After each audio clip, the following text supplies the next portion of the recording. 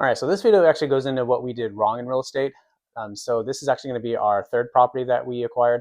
So we acquired our first property as our primary residence with the intent to, once we moved out of the military, that we turn it into a rental. The second acquisition was our short-term rental. So now we're moving on to our third, and this is the one I want to cover here today. So this one was a long-term rental in Jacksonville, just outside the gate at Camp Lejeune. So basically, we got the short-term rental that was about a year and a half after we bought our primary residence, so a little bit of time.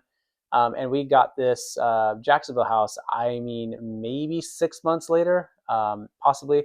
I was in that mode of like just wanting to get as many properties as quickly as possible. And I think I made a mistake going too fast. And I think sometimes us as investors, we can get too much in the zone. And don't get me wrong, there is a time for speed. And if you got the processes down and you got the systems, the people, by all means, go at the pace you need to go at to grow. That's fine. But for me, at that stage in my journey, I was still relatively new, and I was just going a little too fast. And so what happened was, because I was going too fast, I ended up basically not skimming over due diligence, but I think I was just trying to make deals work no matter what. I mean, they penciled out. We didn't lose money on the deal necessarily, but what I look at it is even if we broke completely even, which I think we did, we basically, even after selling, the sales price increased pretty drastically. But when you factor in how quickly we had to sell, we bought in 2022, we sold in 2023. It was like a year and 2 or 3 months between buying and selling. So that's not a lot of time to have that growth. I mean, we did, it was great. But if you understand the process, like, you have costs when you buy and you have costs when you sell. So when you add those two costs together, along with any capital gains that you might have with the appreciation, it might leave you at just a zero sum.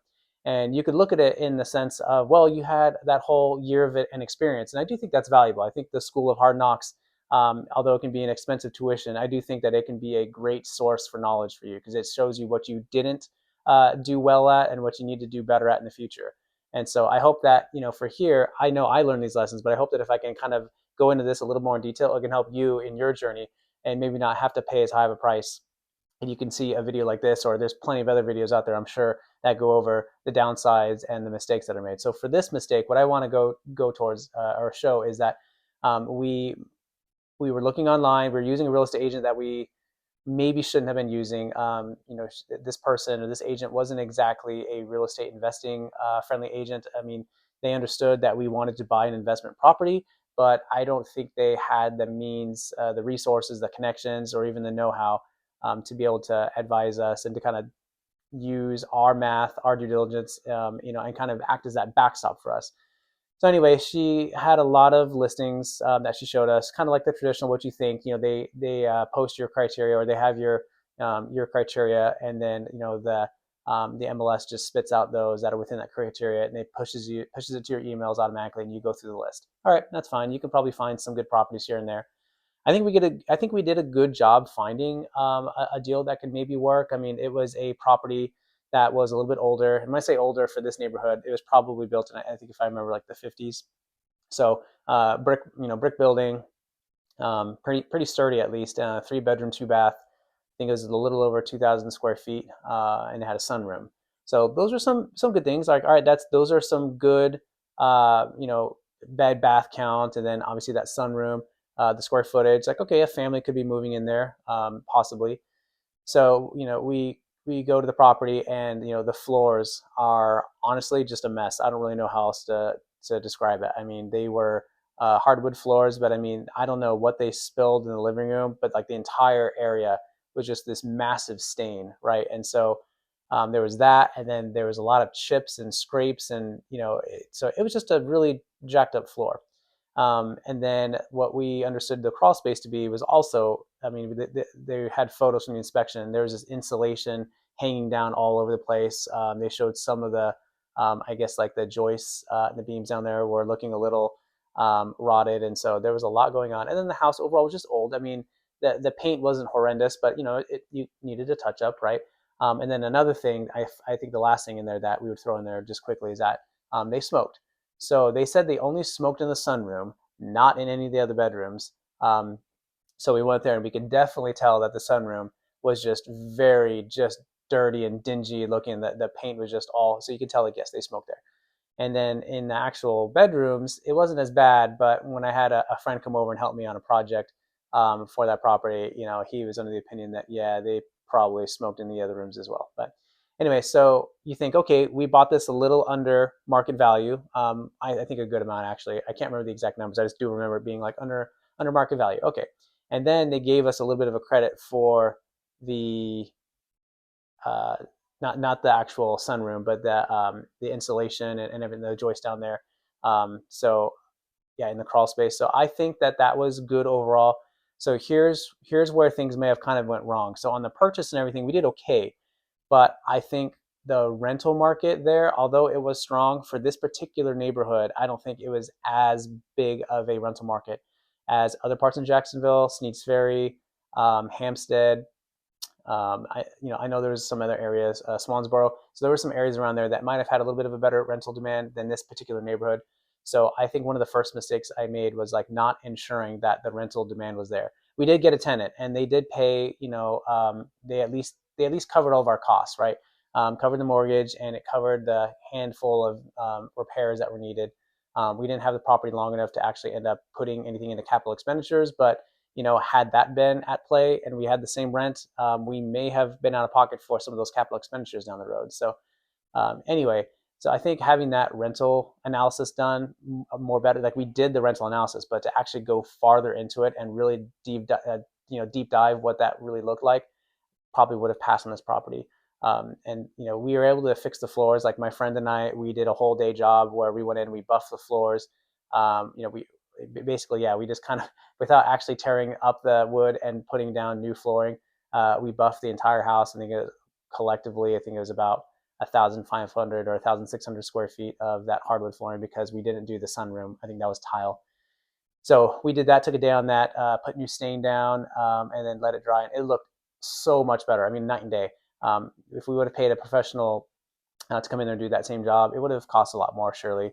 But it probably would have looked a little bit better. But at least for us, it got the job done.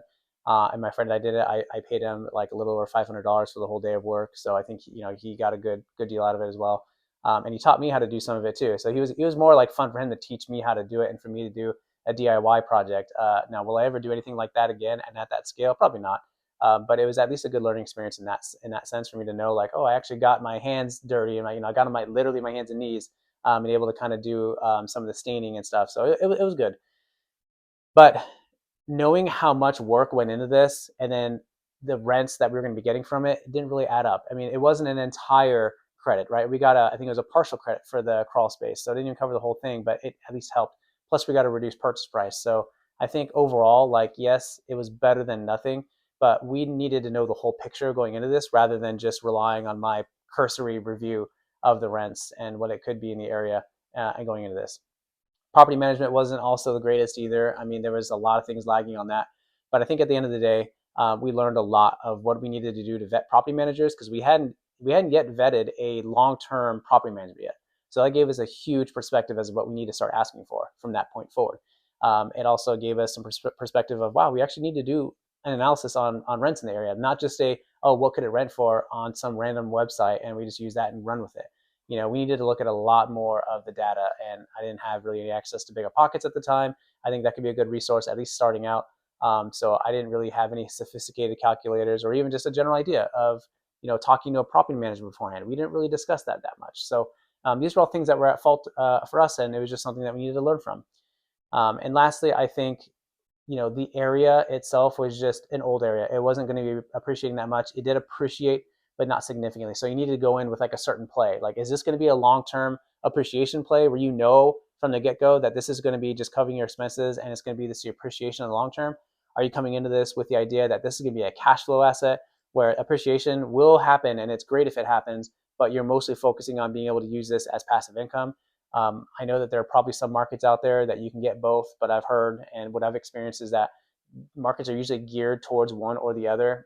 You can get a little bit of the other while there's the primary. But anyway, just knowing that overall strategy going in, what you want, what your goals are, and then selecting a market and a property from there versus just saying, I want to get another property, period. So I think me rushing at the end of the day was just kind of the problem and not having enough time and resources to do the analysis. So I hope I didn't go too all over the place on this video. I really wanted to kind of just illustrate those mistakes I made and to hopefully help somebody who's watching this to maybe be able to avoid those same mistakes in their endeavors so that they can avoid having these mistakes and having it cost them up, tens of thousands, or really just that year of time. Even if I got my entire, every cent back, it's the fact that I forewent or foregone, right? I didn't have the opportunity to go invest in another property that could be maximizing my ROI for that year that I missed. Yes, I went to school for that, the hard knocks. Yes, I got education out of it. But really, even if I got every dollar back, every cent back, I had that time missing where I could have been investing somewhere else.